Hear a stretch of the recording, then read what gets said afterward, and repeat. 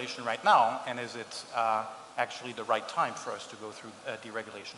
I mean, I'll start with a quick snippet. I do believe that it looks like we're heading towards deregulation, and I'm not so sure that that would be the best thing to happen for the fintech, for the industry. The reason I say that is that, you know, look, I don't think regulation is necessarily a bad thing. You know, we need it. It's naive to think that we can get around it, especially for CEOs in the finance industry. Also, I think having regulation legitimizes the industry. And so, you know, where we're competing with our brick and mortar counterparts as e-commerce platforms or fintech platforms, having that regulation in place is recognizing that that the companies exist, and it standardizes how we can operate. Having said that, I think regulation is a double-edged sword. So while we need it, I do think that there needs to be smart regulation as opposed to just across-the-board regulation. There has been a seismic shift in DC, no doubt about it. I go down there once every 6 to 8 weeks. I'll speak to the regulatory body, the CFPB, at the federal level, which is the regulatory body that regulates us. I'll even speak to the OCC, which, as many people in this room knows, had put out the special purpose charter, FinTech charter, in December of 2016.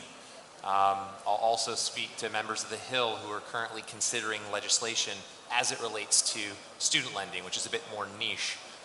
The point being, we are very active in DC. We have been active in DC for the last 4 years. The final thing I'd say is that DC is not the only part of this ecosystem that matters. You have states that are incredibly important, and every state has their own regulatory regime.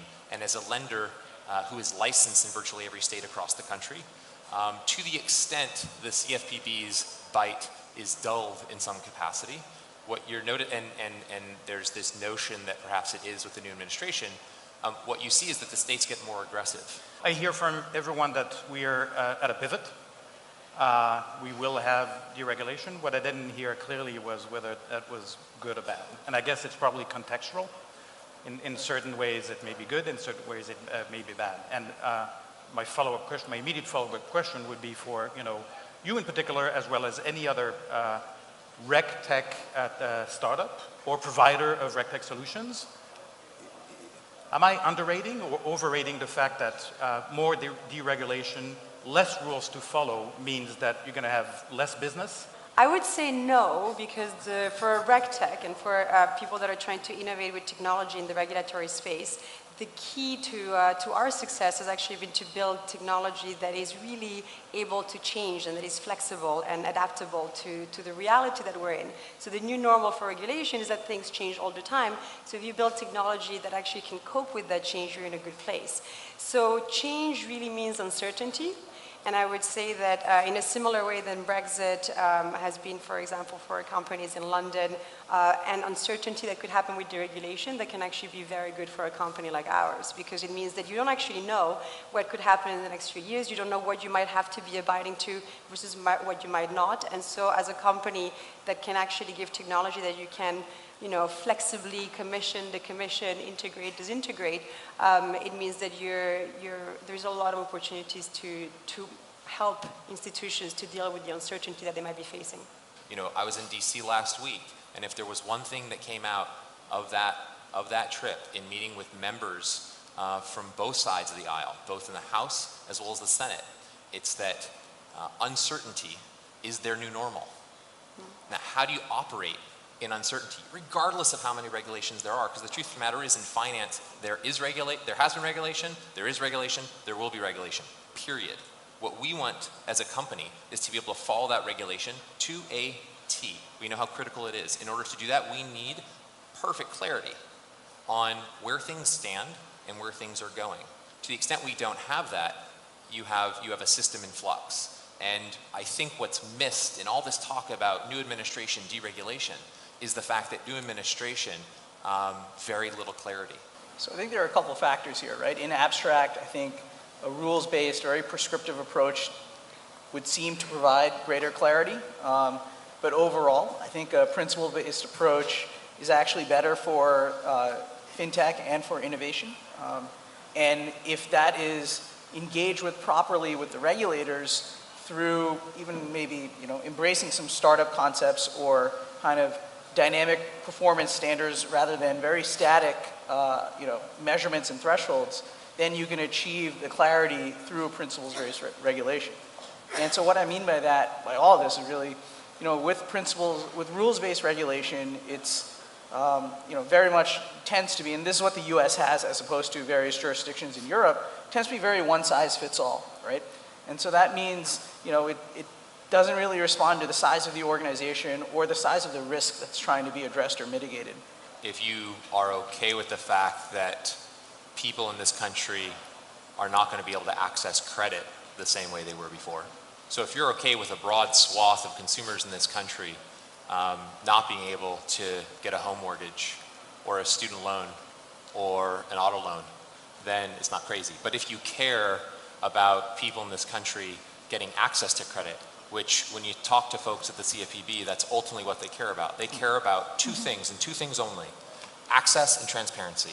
They want the most number of Americans in this country to get access to credit, and they want the companies who provide that credit to be perfectly transparent. So even if you charge a significant amount of money for your loan, as long as you are transparent, that generally is okay.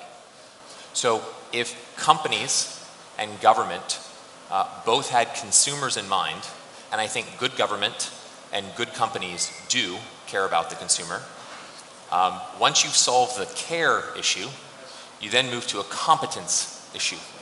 So let's say you have a good government that cares and a good company that cares for the consumer.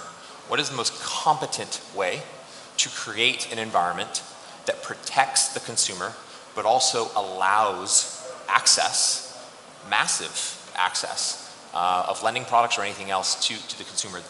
That's the question. That I think is the ultimate question that underlies this entire conversation. The current conversation that we have in the US around deregulation, to me, is very political. And maybe I can say that because I'm not a US citizen.